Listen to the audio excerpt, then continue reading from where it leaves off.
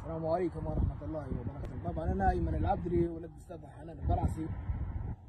شفت من بدري شوية على البرنامج الاجتماعي ضايع الفيسبوك، منزلين مقطع فيديو على الوالدة معلقين صورتها على كوبري بوديمة يرموا فيها بالرصاص. مع احترامي أنا جهة بوديمة بصفة عامة، فيها ناس رجالة وفيها ناس شرفاء، مع احترامي للشهداء ومع احترامي للجرحى، تمام. بس السناكيح ما يمثلوش انهم رجاله، تمام.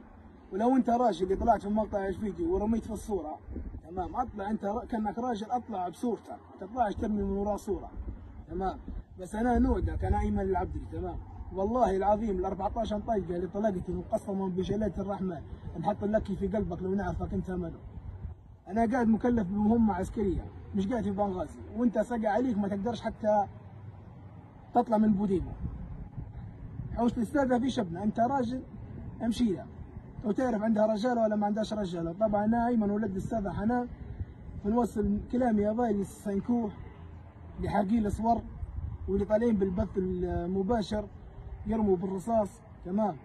قسما بجلاله الرحمن وقسما بجلاله الرحمن نوريك عليها، قسما بجلاله الرحمن ما يجيبوك القانون تجيبك قبيلتي ونجيبك خليها قبليه بعدها، نجيبك عن طريق عنايه فرق الحرام. ونعرفك انت ما غير الروح، انا بنغازي بس قسما بجلاله الرحمن ما هيدوها.